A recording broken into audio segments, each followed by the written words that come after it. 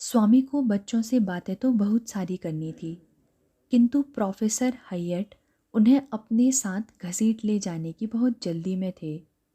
स्वामी को लगा कि पिछले एक दिन में ही उनकी चर्चा सारे एनिक्वास में फैल गई है। स्वामी का मन एक अद्भुत आह्लाद से भर उठा। उन्हें लगा कि अकस्मात ही उन्हें अपने गुरु की कोई योजना समझ में आ गई है।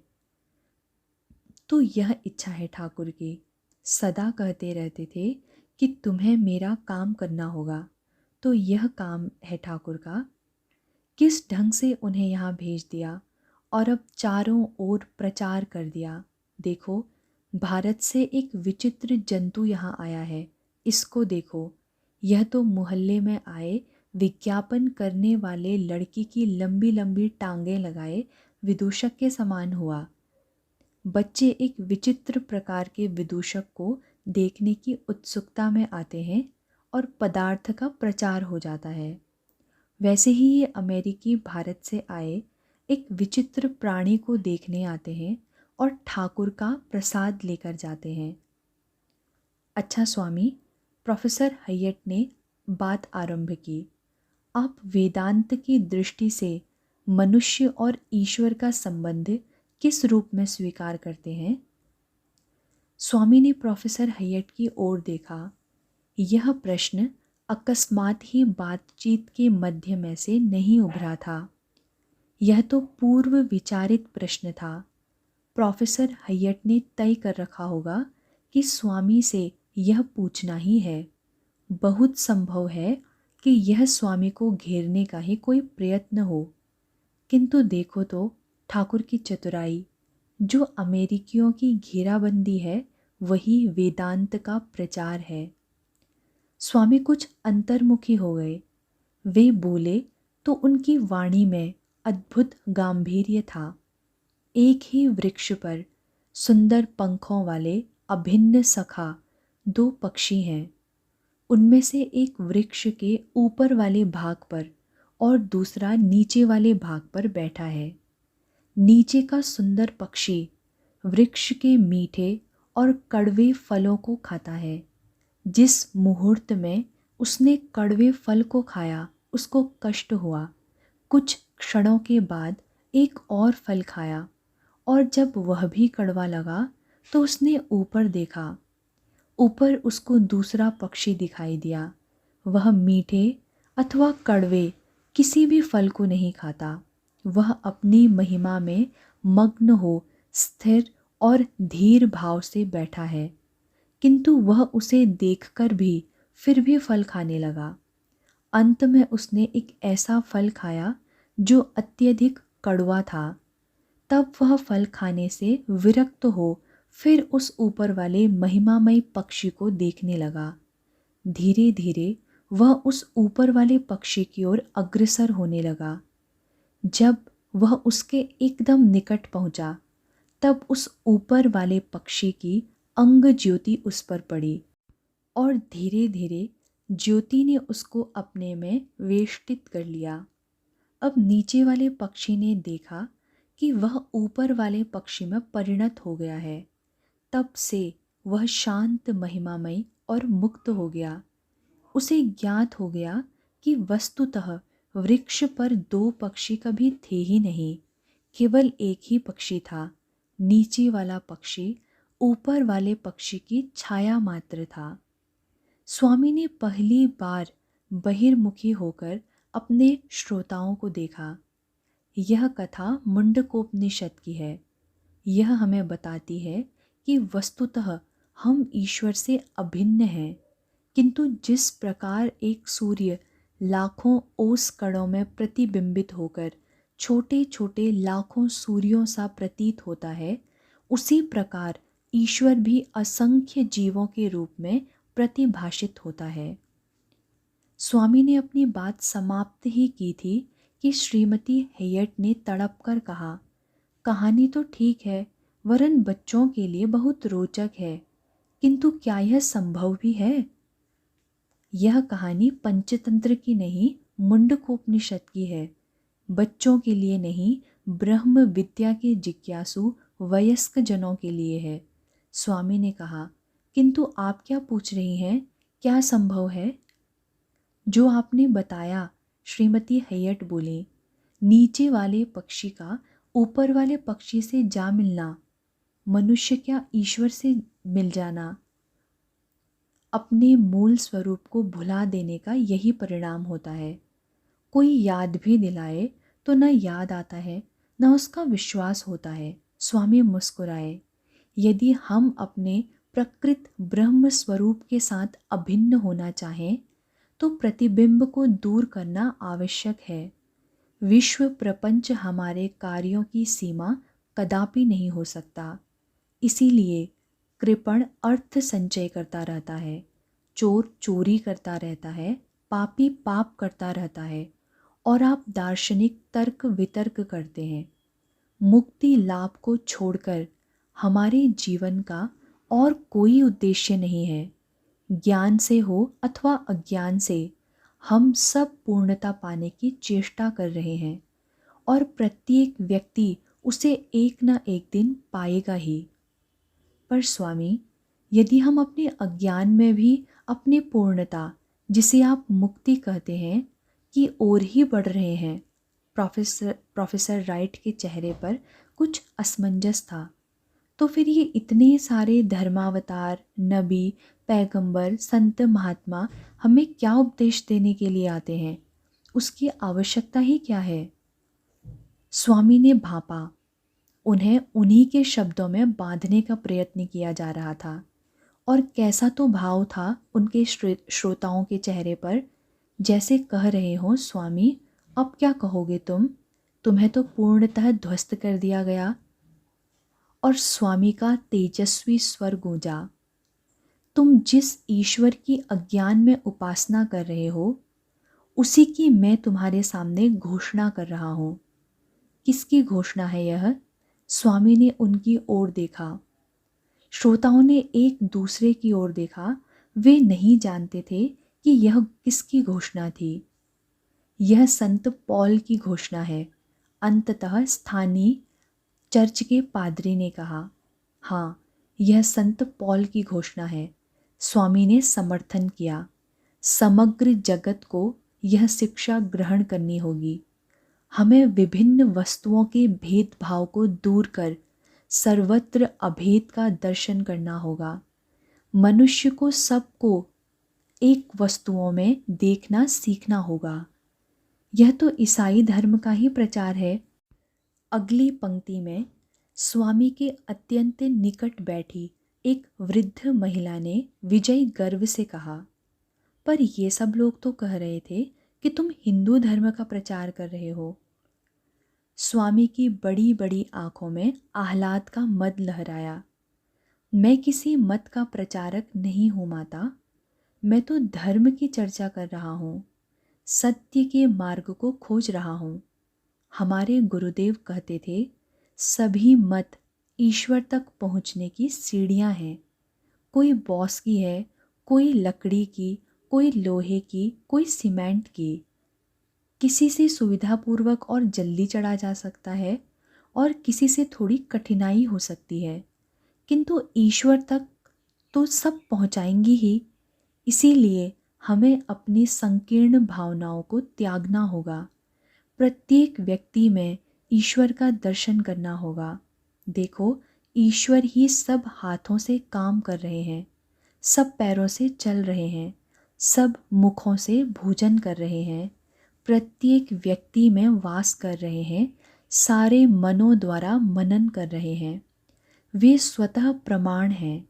हमारे निज की अपेक्षा वे हमसे अधिक निकटवर्ती हैं। यही जानना धर्म है, यही विश्वास है। प्रभु मनुष्य को यह विश्वास दें।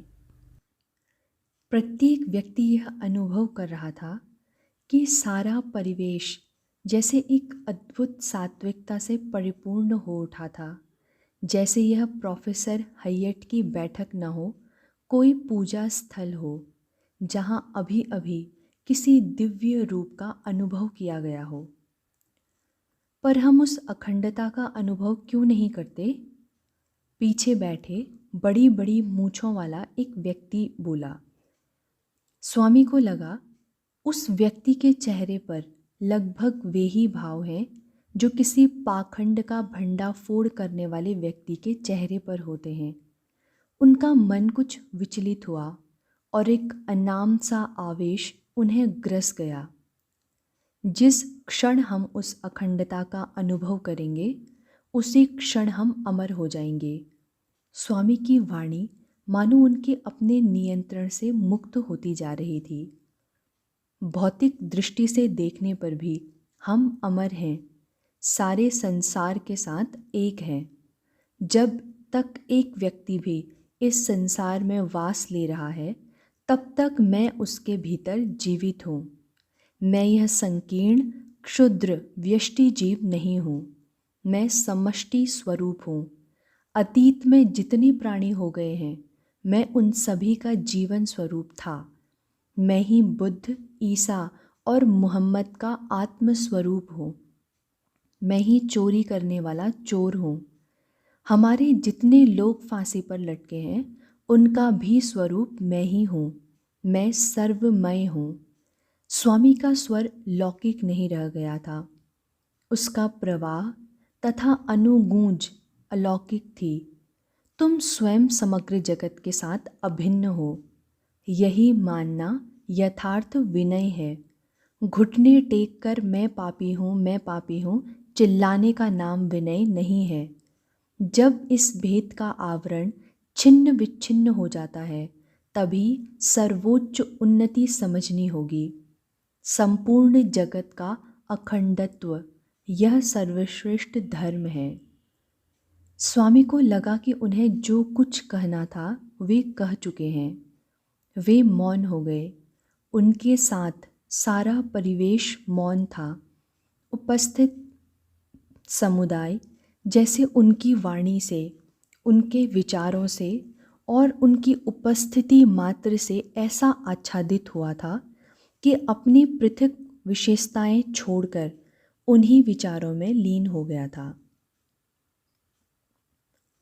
प्रातः प्रोफेसर राइट उठे तो उन्हें लगा कि जैसे वे रात भर सोए नहीं थे, स्वामी के विचारों पर मनन करते रहे थे। वे स्वामी भी विचित्र हैं, उन्होंने सोचा। स्वयं तो कहा कर चैन से सो गए और मैं रात भर उनके उस अपरिचित लोक में भटकता रहा। वे अपने कमरे से बाहर आए और अनायास ही स्वामी को ढूंढने लगे। अपनी इच्छा को समझ वे चौंके भी। इस समय क्या काम है उन्हें स्वामी से? वे अपने काम में लगे। नाश्ते की मेज पर स्वामी से भेंट हो जाएगी। किंतु फिर भी न उनके पैर रुके, न ही उनकी आंखों ने स्वामी को खोजने का प्रयत्न त्यागा। स्वामी बाहर लॉन में बच्चों के साथ खेल रहे थे। प्रोफेसर राइट स्तब्ध खड़े रह गए। यह गहनतम दार्शनिक, गुत्थियां सुलझाने वाला व्यक्ति, जिसके एक एक वाक्य से श्रोताओं के शरीर में रोमांच हो उठता है, वही स्वामी बच्चों के साथ खेल रहे हैं। प्रोफेसर राइट वहीं थम गए और चुपचाप उनकी ओर देखने लगे।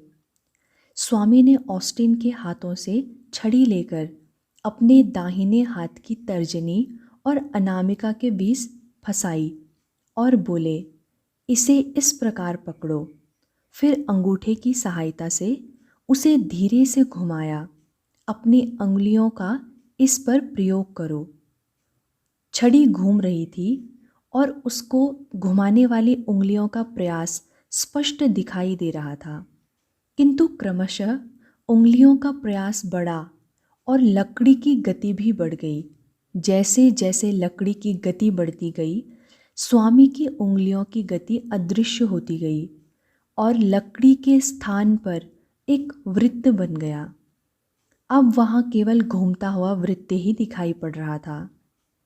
स्वामी के चेहरे पर उल्लास था, एक खिलदड़े लड़के के चेहरे का उल्लास, जो धीरे धीरे मुस्कान और फिर उत्फुल्ल हंसी में बदल गया।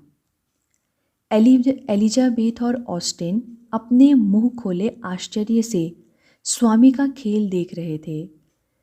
उनके चेहरों पर प्रोफेसर राइट ने एक स्पष्ट बाल सुलभ ईर्ष्या देखी। स्वामी एक ऐसा खेल खेल रहे थे जो वे नहीं कर सकते थे। छोटा जॉन भी एक कोने में खड़ा अपनी प्रसन्न आंखों से यह कौतुक देख रहा था। सहसा ऑस्टिन ने झपट कर न केवल उस चक्र को रोक लिया वरन उस लकड़ी को भी पकड़ लिया। एलिजाबेथ क्रोध में चिल्लाई, ऑस्टिन, क्या कर रहे हो तुम? अब मैं करूँगा, ऑस्टिन बोला, मेरी बारी है। पिछली बार तुमने मुझे ठीक से करने नहीं दिया था। तुमसे कुछ होता तो है नहीं, एलिजाबेथ चिल्लाई। ठहरो बेसी, स्वामी ने शांत स्वर में कहा, संसार में ऐसा कोई काम नहीं है जो एक व्यक्ति कर सकता हो और दूसरा न कर सकता हो। बात तो केवल प्रयत्न और अभ्यास की है। स्वामी ने वह लकड़ी अपने हाथों से ऑस्टिन की अंगुलियों में फंसाई और उसे अपनी अंगुलियां घुमाकर दिखाई, ऐसे। आइए स्वामी, हम लोग चाय पिए। प्रोफेसर राइट अपने स्थान से आगे बढ़ाए। इन दोनों को अभ्यास करने दीजिए। स्वामी ने आगे बढ़कर जॉन को गोद में उठा लिया। आओ जॉन, भीतर चले, तुम अभी इस खेल के लिए बहुत छोटे हो। चाय तैयार थी। वे लोग बैठ गए तो श्रीमती राइट ने उनके लिए प्याले बनाकर उनकी ओर खिसका दिए। प्रोफेसर राइट ने चाय की पहली चुस्की ली और बोले, स्वामी, कल आपने जो कुछ कहा मैं उसके विषय में सोचता रहा हूँ, पर ये सारे मत मतांतर इतने भिन्न हैं कि एक पर विश्वास जमते ही दूसरा असत्य लगने लगता है। मैं आपकी कठिनाई समझता हूँ। आपका पालन पोषण उस परंपरा में हुआ है जहाँ सत्य का एक स्थिर रूप है। उससे भिन्न प्रत्येक वस्तु असत्य हो जाती है। स्वामी हंसे।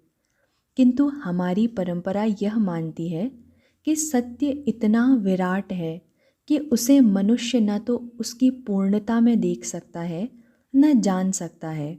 वह उसके एक अंश अथवा एक पक्ष को जानता है। ऐसे में उसे यह स्वीकार करना ही होगा कि जिस किसी व्यक्ति ने सत्य के किसी अन्य अंश अथवा किसी अन्य पक्ष को देखा है, उसने भी सत्य के ही दर्शन किए हैं।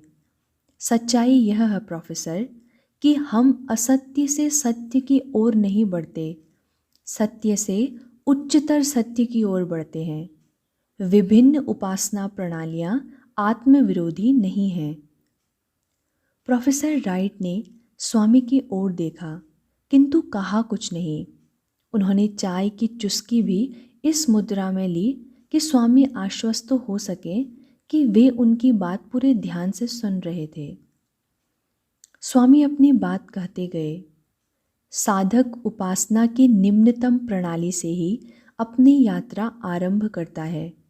अपनी साधना के माध्यम से वह जड़ विषयों की चिंता से स्वयं को मुक्त करता है और उच्च आध्यात्मिक उपासना के क्षेत्र में प्रवेश करता है।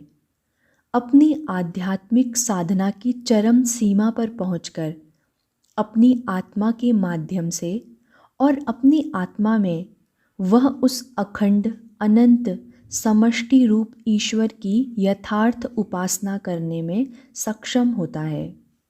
जिसका अंत है वह जड़ है, चैतन्य का अंत नहीं है, वह अनंत है। ईश्वर चैतन्य स्वरूप है, इसीलिए वह अनंत है। आत्मा भी अनंत है और केवल अनंत ही अनंत की उपासना में समर्थ है। स्वामी ने प्याले को मेज पर परे खिसकाते हुए प्रोफेसर राइट पर एक गंभीर दृष्टि डाली। ऋषियों ने बार बार घोषणा की है, क्षुरस्य धारा निशिता दुरत्यया दुर्गम पथस्तत कवयो वदन्ति। मुक्ति का पथ उस तरह की भांति तीक्ष्ण, दीर्घ और कठिन है। उपनिषद कहते हैं, उत्तिष्ठ जागृत प्राप्य वरान्निबोधत। उठो, जागो और जब तक उस लक्ष्य पर पहुंच नहीं जाते तब तक रुको मत। प्रोफेसर राइट अपने स्थान पर उठकर खड़े हो गए और क्षण भर बाद ही अपनी व्याकुलता में लॉन के एक सिरे से दूसरे सिरे तक टहलने लगे। स्वामी को समझने में तनिक भी कठिनाई नहीं हुई कि वे अपने आक्रोश के दमन करने का प्रयत्न कर रहे हैं। प्रोफेसर राइट, स्वामी ने उन्हें सस्नेह पुकारा, क्या बात है? प्रोफेसर राइट आकर उनके सम्मुख खड़े हो गए और इस बार बिना किसी भूमिका के बोले, क्या यह संभव है? संभव? स्वामी बोले, मनुष्य साधना के बल से एक दिन देव और दानव दोनों का ही प्रभु हो सकता है। अपने दुखों के लिए केवल हम ही उत्तरदायी हैं और कोई भी नहीं। आप क्या समझते हैं कि मनुष्य यदि अमृत के लिए चेष्टा करे तो उनके विनिमय में केवल विष ही मिलेगा? नहीं, अमृत है। उसकी प्राप्ति के निमित्त प्रयत्नशील प्रत्येक मनुष्य के लिए वह है।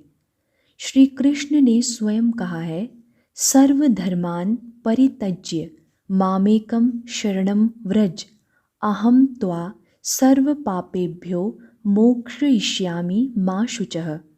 सभी धर्मों का परित्याग कर केवल मेरी शरण में आ, मैं तुझे समस्त पापों से पार लगा दूंगा, भय मत कर। यही बात है। प्रोफेसर राइट आवेश में नहीं, पूर्णतः क्रोध में थे। फिर आप कहते हैं कि ईश्वर एक है, धर्म एक है, सारी उपासनाएं सत्य हैं। क्या हुआ? स्वामी ने शांत भाव से पूछा। श्री कृष्ण भी कहते हैं कि सारे धर्मों को त्याग कर मेरी शरण में आ। हिब्रू धर्मशास्त्र में भी ईश्वर कहता है, मैं तेरा प्रभु, तेरा ईश्वर, एक ईर्ष्यालु ईश्वर हूँ। मेरे सिवा तो किसी अन्य ईश्वर को नहीं रख सकता। मुझे कोई प्रतिद्वंदी सह्य नहीं है। प्रोफेसर राइट आक्रोशपूर्वक बोले, यहाँ क्या ईश्वर ही मानवों में भेद उत्पन्न नहीं कर रहा?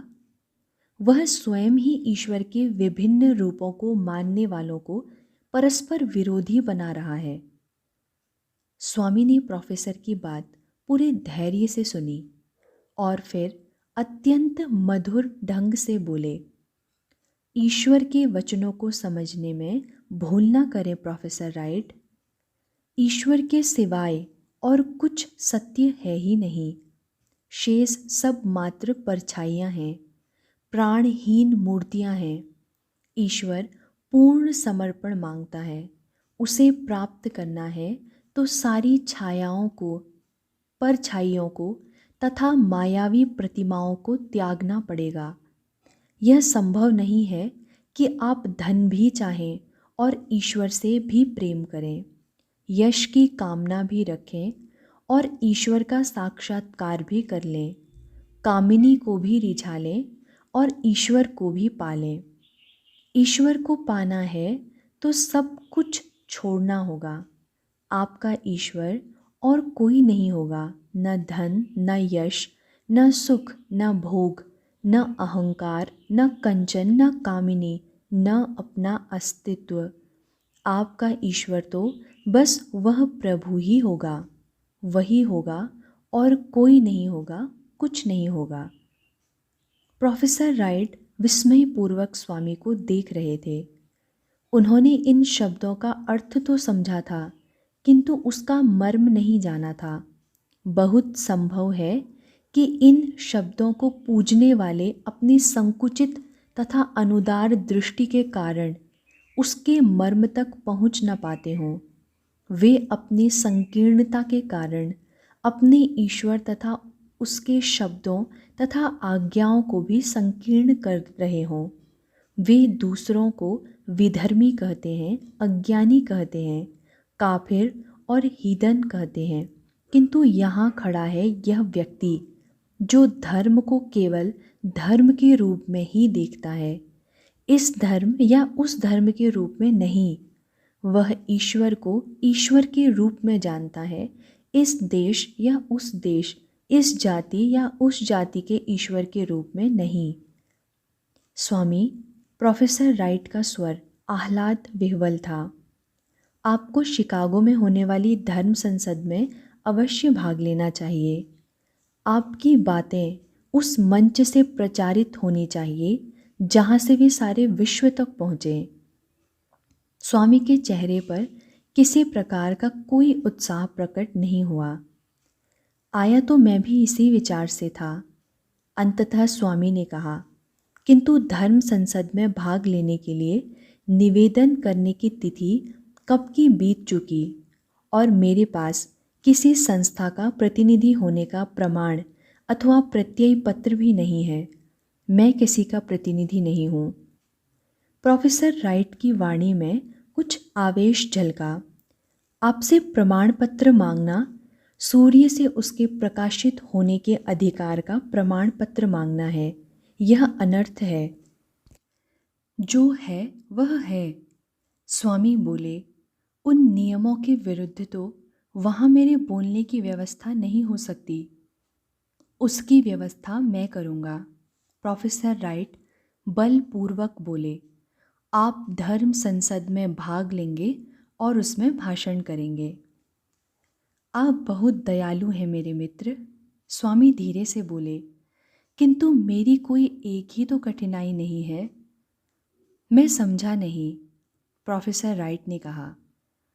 संसद के उद्घाटन में अभी प्रायः 15 दिन शेष हैं और मैं एक हिंदू सन्यासी हूँ। स्वामी हंसे। यहाँ मैं भिक्षाटन नहीं कर सकता, न ही मेरे पास शिकागो जाने और वहाँ 15 दिन रहने के लिए धन ही है। वहाँ मैं रहूँगा कहाँ, खाऊंगा क्या? क्षण भर को तो प्रोफेसर राइट जैसे स्तंभित ही रह गए, किंतु शीघ्र ही उन्होंने स्वयं को संभाला। उसकी आप चिंता न करें, आप केवल धर्म संसद में सम्मिलित होने की तैयारी करें। अब यह दायित्व मेरा है कि आप धर्म संसद में भाग लें। स्वामी के चेहरे पर प्रसन्नता प्रकट हुई। जो ईश्वर की इच्छा। उन्होंने अपनी आंखें ऊपर उठाई। शिव, शिव, तेरी इच्छा पूर्ण हो। संध्या समय प्रोफेसर राइट स्वामी को एनीक्वास यूनिवर्सलिस्ट चर्च में ले गए। चर्च के पुरोहित ने स्वयं स्वामी का भाषण देने के लिए आमंत्रित किया। स्वामी को अब तक कुछ बड़े कमरों में एकत्रित हुए कुछ प्रशंसक श्रोताओं के सम्मुख बोलने का ही अभ्यास था। फिर भी बड़ी सभाओं को संबोधित करने का अभ्यास उन्हें करना ही था। उसके बिना तो वे अपना लक्ष्य प्राप्त नहीं कर सकते थे। वैसे इस चर्च का हॉल भी बहुत बड़ा नहीं था। हाँ, लोग ऊपर चौबारे पर भी बैठे थे।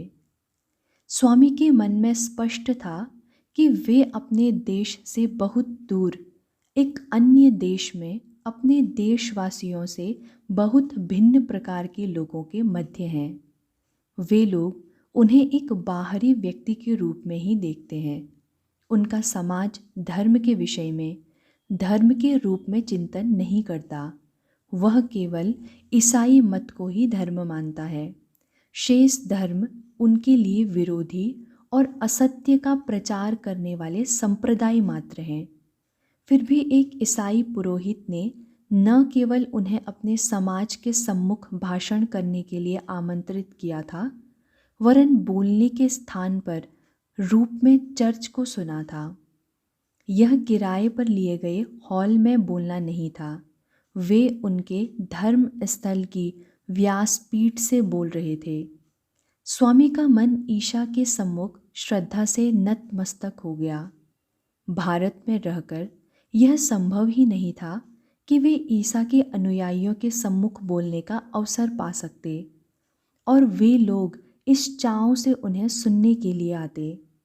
शायद इसीलिए उन्हें भारत से इतनी दूर आना पड़ा था। मेरे अमेरिकी मित्रों, स्वामी ने अपना भाषण आरंभ किया। हिंदुओं के लालन पालन में एक प्रमुख तत्व यह है कि आरंभ से ही उन्हें अन्य धर्मों का आदर करना सिखाया जाता है।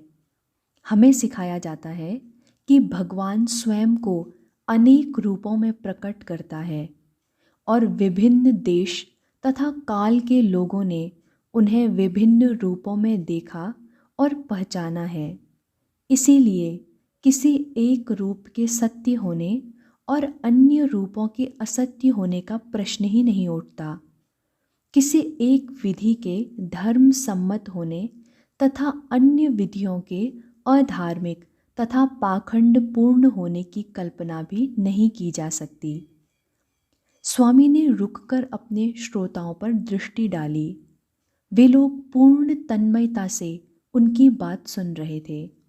यदि आरंभ में किसी के मन में कोई विरोध रहा भी हो तो वह अब दिखाई नहीं पड़ रहा था। स्वामी ने पुनः बोलना आरंभ किया। हिंदू प्रत्येक कार्य धार्मिक ढंग से करता है। वह धार्मिक ढंग से खाता है, धार्मिक ढंग से सोता है, प्रातःकाल धार्मिक ढंग से जागता है, धार्मिक ढंग से सत्कर्म करता है और धार्मिक ढंग से बुराई भी करता है। हमारे देशवासियों का यह विश्वास है कि निस्वार्थ भावना ही शुभ है तथा स्वार्थ की सारी भावना अशुभ है। उनका तर्क है कि घर बनाना स्वार्थपूर्ण कार्य है, इसीलिए वह ईश्वर की उपासना तथा अतिथि देव के लिए घर बनाता है। अपने लिए भोजन पकाना स्वार्थपूर्ण कृत्य है, इसीलिए वह दीन दुखियों के लिए भोजन बनाता है और यदि कोई भूखा अतिथि आ जाए तो वह उसे खिलाकर ही स्वयं खाएगा। यह भावना पूरे देश में व्याप्त है। कोई भी व्यक्ति भोजन और आश्रय की याचना कर सकता है। स्वामी अपने प्रवाह में बोलते गए। दुर्भिक्ष के कारण एक ब्राह्मण, उसकी पत्नी, उसका पुत्र और उसकी पुत्र वधू को कुछ समय से कुछ खाने को नहीं मिला था। परिवार का मुखिया घर से बाहर निकला और खोजकर कहीं से कुछ जौ ले आया। उसने उसके 4 भाग किए और जब वह परिवार अपना भोजन करने ही वाला था तो द्वार पर खटखटाहट हुई। बाहर एक अतिथि खड़ा था। वह भूखा था और भोजन चाहता था। उस ब्राह्मण परिवार के एक एक सदस्य ने क्रमशः अपना भोजन उसे दे दिया। वह अपनी भूख शांत करके चला गया। उसका सत्कार करने वाले वे चारों व्यक्ति भूख से मर गए। स्वामी रुके। उनके श्रोता जैसे यह कथा सुनकर स्तंभित रह गए थे। इस प्रकार का आतिथ्य शायद उनकी कल्पना से बाहर था। भारत में यह कथा यह सिखाने के लिए कही जाती है कि आतिथ्य के पवित्र नाम पर किस सीमा तक जाना चाहिए। स्वामी ने कहा, इसके लिए आवश्यक है कि समाज श्रेष्ठ ढंग से शिक्षित हो, उसके मूल्य उदात्त हों, वह धर्म और जीवन के मर्म को समझता हो। प्राचीन काल में भारत में शिक्षा की बहुत ही अच्छी व्यवस्था थी। शिक्षा का काम आश्रमों में होता था। आश्रम का कुलपति एक ऋषि होता था। उसका सम्मान राजा भी करते थे। आश्रम में प्रवेश करने से पूर्व राजा अपने शस्त्र तथा अपना वाहन त्याग देते थे। ऋषि के सम्मुख सिर झुकाकर उन्हें प्रणाम करते थे और उनकी आज्ञा को शिरोधार्य करते थे। प्राचीन काल में जब आश्रमों में सह शिक्षा प्रणाली फल फूल रही थी, स्त्रियों को शिक्षा की समस्त सुविधाएं प्राप्त थी। भारतीय ऋषियों के विवरणों में महिला ऋषिकाओं का भी महत्वपूर्ण स्थान है। स्वामी क्षण भर के लिए रुके और पुनः बोले तो उनका स्वर पहले से भी मधुर था। पर हम अपने ढंग से कैसे जी सकते हैं? हम अपनी शिक्षा और आध्यात्मिक चिंतन की रक्षा कैसे कर सकते हैं? संसार की सबल जातियां हमारा विनाश करने पर तुली हुई हैं। अंग्रेज हमें बर्बर समझते हैं और हमें सभ्य बनाना चाहते हैं। वे अंग्रेज जिनकी अपनी सभ्यता बाइबिल, बायोनेट और ब्रांडी से बनी है। इस सभ्यता ने यह स्थिति उत्पन्न कर दी है कि औसत हिंदू की आय 50 सेंट प्रतिमास रह गई है। स्वामी अपने आवेश में मंच के एक सिरे से दूसरे सिरे तक टहलने लगे। उनकी उत्तेजना उनके चेहरे पर स्पष्ट परिलक्षित थी। यूरोप हमें शिक्षित करना चाहता है।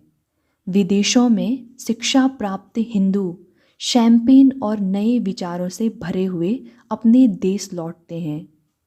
उन्हें अपने देश में सब कुछ दूषित ही दिखाई देने लगता है। वे विदेशियों से भी अधिक विदेशी हो जाते हैं और अपने देश के शत्रु होकर उसका सब कुछ नष्ट कर देना चाहते हैं। स्वामी का स्वर मार्मिक ही नहीं, हृदय विदारक हो उठा।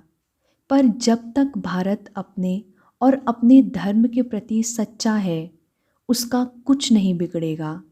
इस भयावह निरीश्वरवादी पश्चिम ने मेरे देश में पाखंड और नास्तिकता भेजकर उसके हृदय पर प्रहार किया है। मेरा आपसे निवेदन है कि आप अपशब्दों की बोरियां, भर्त्सना की गाड़ियां और दोषारोपों के जहाज भेजने बंद करें। प्रेम की एक अनंत धारा उस ओर बहे, हम सब मनुष्य बने। स्वामी मंच से उतर आए। सभा में एक सन्नाटा सा छा गया, जैसे स्वामी के शब्दों ने अपने श्रोताओं को न केवल बांध लिया था, उन्हें उनकी भूल का एहसास भी करा दिया था। वे अपनी भूल से नतमस्तक थे, करुणा से विगलित थे। चर्च के पुरोहित मंच पर आए। उन्होंने सारी सभा पर एक दृष्टि डाली, जैसे कुछ आंक रहे हों। फिर धीरे से बोले, स्वामी विवेकानंद के भाषण के पश्चात मेरे लिए कुछ कहना बहुत कठिन है। एक ही बात कहता हूँ कि हमें अपने धन और बल का दुरुपयोग नहीं करना चाहिए। दुर्बल की सहायता करनी चाहिए और उसे सन्मार्ग पर चलने से विचलित नहीं करना चाहिए। स्वामी का देश अपने आदर्शों पर चले, वह अपनी परंपराओं की रक्षा करे। श्रीमती राइट के मन में एक विचित्र प्रकार की प्रसन्नता थी। पुरोहित ने आज यह मानवीय मार्ग कैसे अपना लिया? श्रोताओं ने अपनी पटरी से हटकर यह सब कैसे सुन लिया? और हमसे जो हो सके हम उसकी सहायता करें, पुरोहित कह रहे थे। आज जो धन संग्रह करें वह स्वामी विवेकानंद के देश के लिए करें, उनकी शिक्षा के लिए करें। वे उस धन से एक कॉलेज की स्थापना करें जो शुद्ध रूप से भारतीय सिद्धांतों और मूल्यों पर चले। पुरोहित ने रुककर अपने श्रोताओं के चेहरों को देखा। मैं पहले ही स्पष्ट कर दूं, आज चर्च को दिया हुआ आपका धन भारत के लिए है और उनके अपने धर्म के लिए है।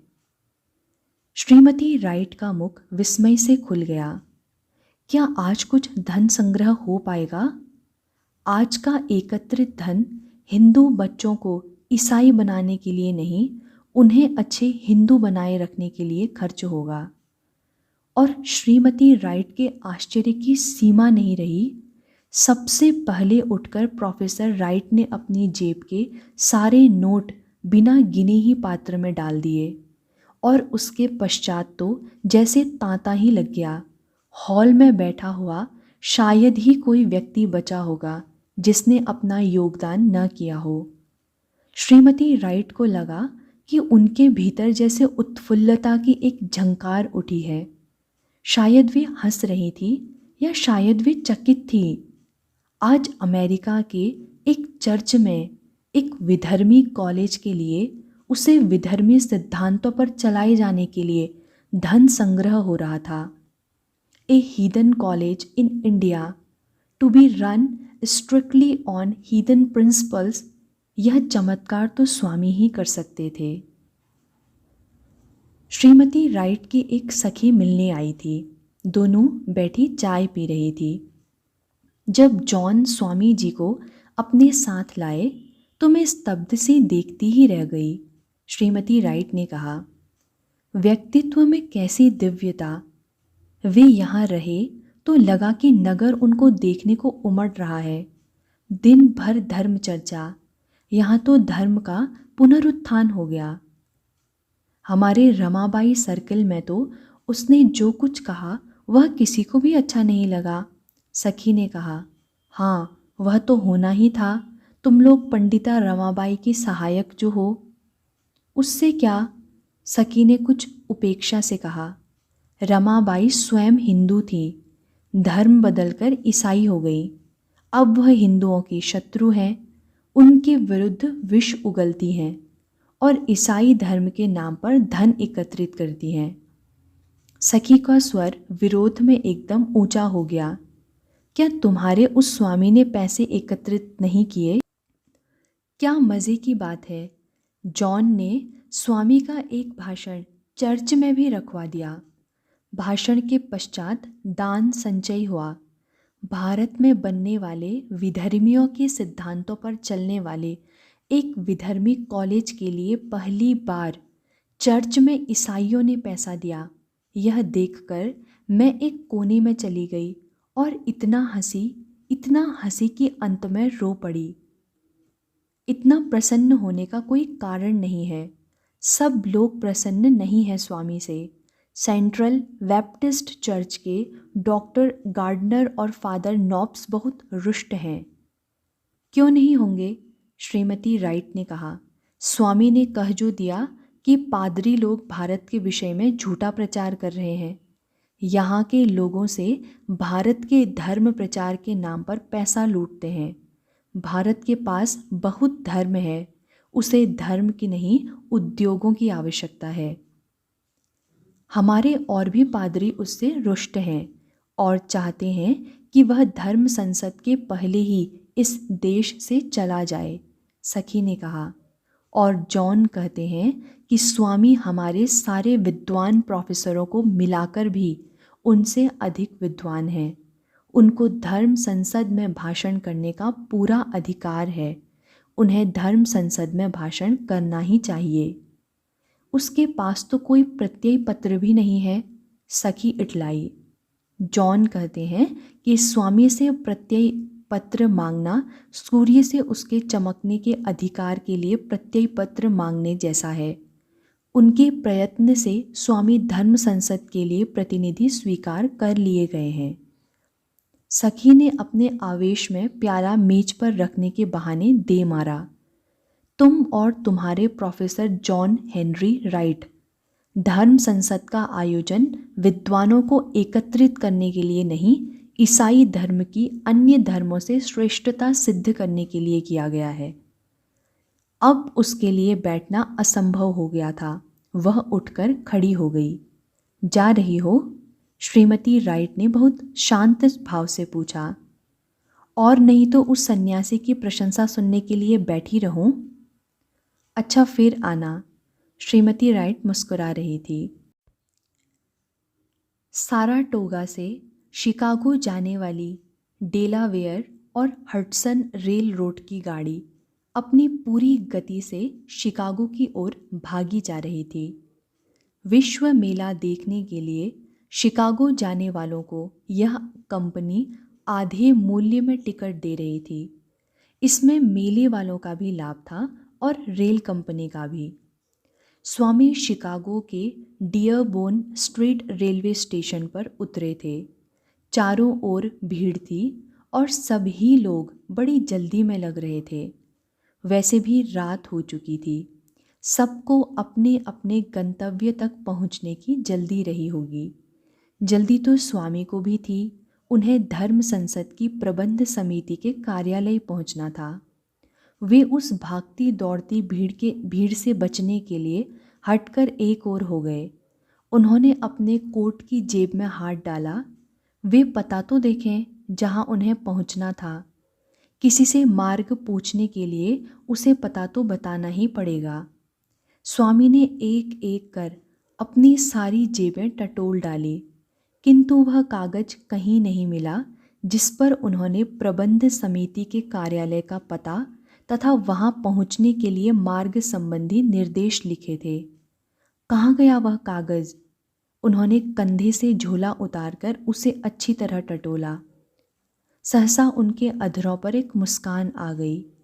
माँ फिर से एक बार उनकी परीक्षा ले रही थी। वे समझते थे कि उनकी सारी समस्याओं का समाधान हो गया था, कठिनाइयों का अंत हो गया था। वे आत्मनिर्भर हो गए थे, अपने लिए सारी व्यवस्था स्वयं कर रहे थे। परसों प्रातः धर्म संसद का आरंभ होने वाला था। उन्हें प्रतिनिधि के रूप में मान्यता मिल गई थी। वे शिकागो पहुंच भी गए थे, किंतु वे यह नहीं जानते कि इस नगर में उन्हें पहुंचना कहाँ है। यदि वे परसों तक प्रबंध समिति के कार्यालय तक ही नहीं पहुंच पाए तो परसों क्यों, जब संसद का कार्य आरंभ हो जाएगा तो किसको अवकाश होगा कि एक नए प्रतिनिधियों की ओर ध्यान दें। वे वापस प्रोफेसर राइट के पास लौट जाएं, उन्हें तार दें। पर वे रात कहाँ बिताएंगे? पते का कागज टटोलते हुए उन्होंने सहज ही समझ लिया था कि उनकी जेब से कहीं कोई पैसा भी नहीं था। या तो उनकी जेब में से किसी ने वे नोट खिसका लिए थे, या फिर उन्होंने अपनी असावधानी में पते वाले उस कागज के समान वे नोट भी कहीं गिरा दिए थे। एनी क्वास्म से चलते हुए प्रोफेसर राइट ने उन्हें कुछ धनराशि देने का प्रयत्न किया था, तो स्वामी एक बार ही विचलित हो उठे थे। श्रीमती राइट ने उन्हें इस प्रकार विचलित देखकर कहा था, स्वामी, आपके चेहरे से तो लगता है कि जैसे किसी ने आपको कोई आघात पहुंचाया हो या आपका अपमान किया हो। धन के लिए काम करना है तो अपमान ही, स्वामी ने कहा था। पर यह धन आपके लिए तो है ही नहीं, प्रोफेसर राइट ने उनकी बात समझकर कहा था। यह तो भारत में शिक्षा के प्रसार के लिए है, जो उस दिन चर्च में एकत्रित किया गया था। आपके पास तो यह एक थाती के रूप में ही रहेगा।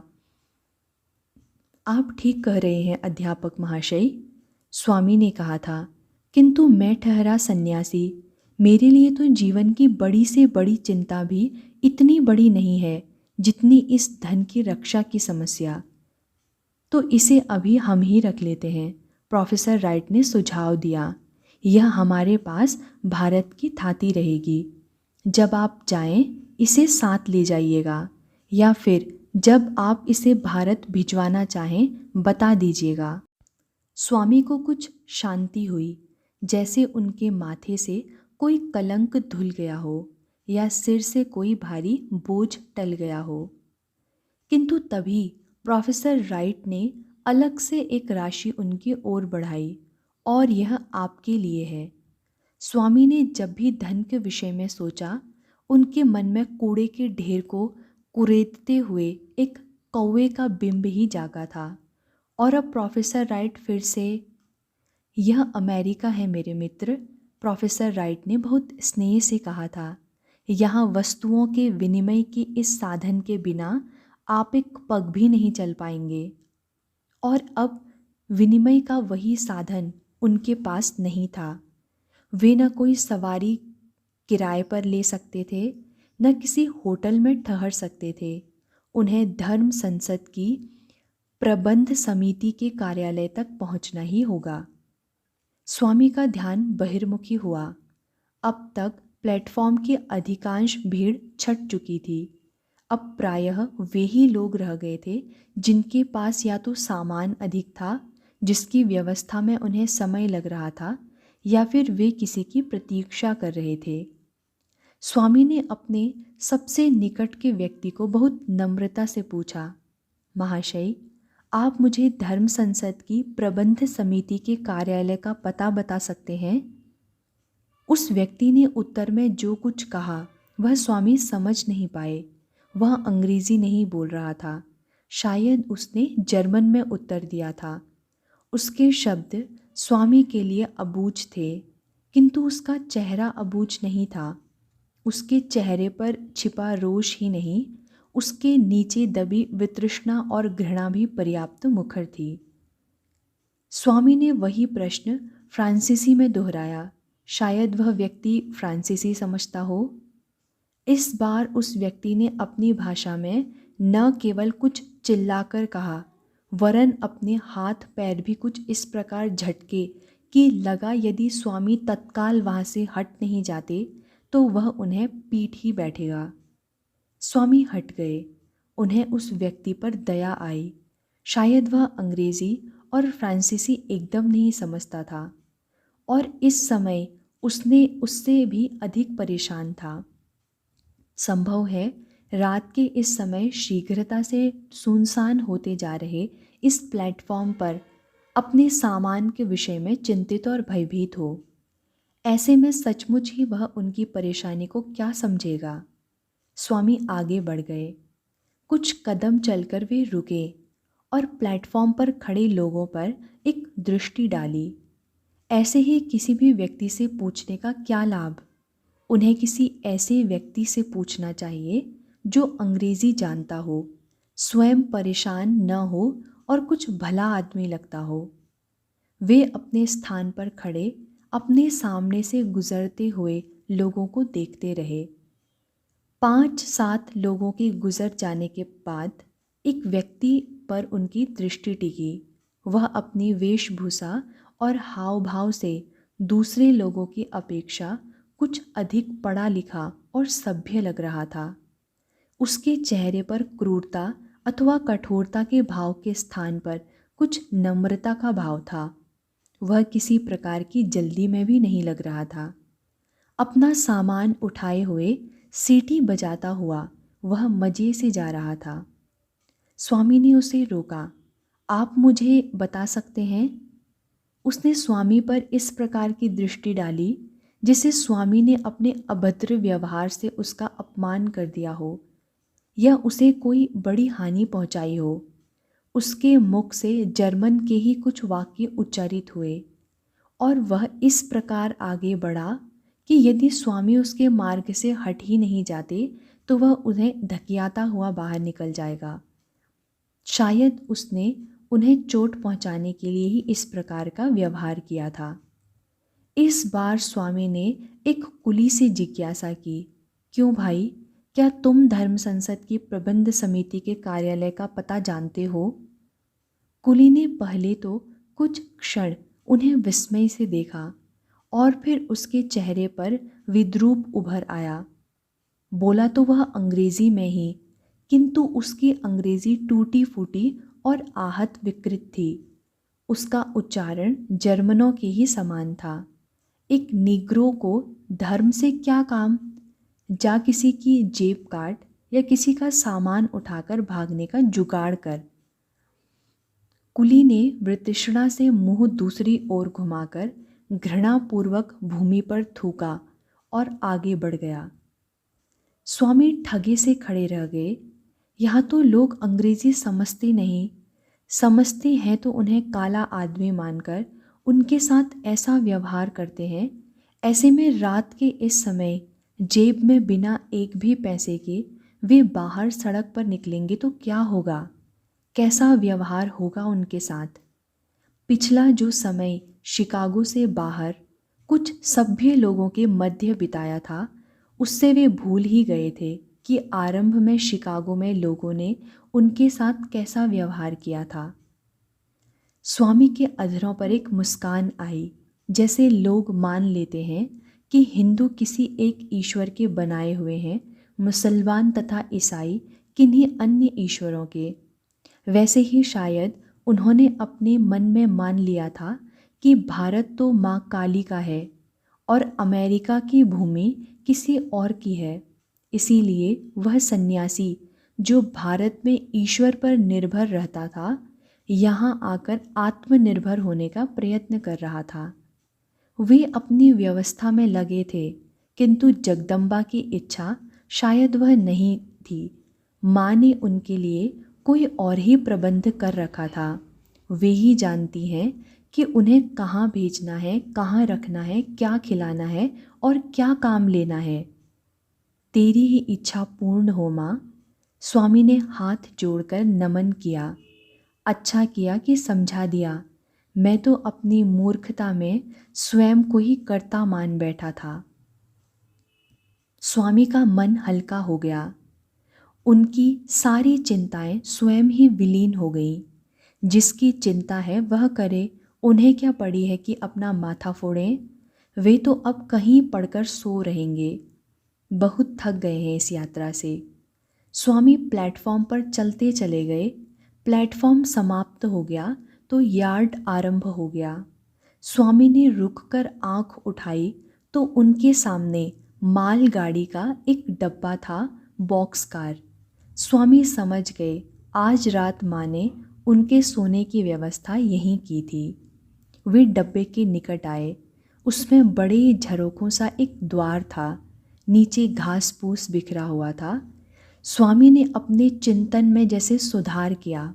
घास फूस बिछा है, हाँ, उनके लिए बिस्तर तैयार था। झरोखे का द्वार जरा सा भिड़ा दिया जाए तो उन्हें ठंड भी नहीं लगेगी। ऐसे में उन्हें इस बॉक्सकार से अच्छा शयन कक्ष और कहाँ मिलेगा। स्वामी ने सहज भाव से बॉक्सकार में प्रवेश किया। फूस को कुछ सरिया संवार कर अच्छी तरह एक बिस्तर बनाकर निश्चिंत होकर लेट गए। अभी उन्हें नींद तो नहीं आई थी, किंतु आरंभिक सितंबर का यह मौसम उनके लिए ठंडा ही था। उस ठंड से सुरक्षित होकर वे कितने निश्चिंत और आत्ममग्न हो गए थे।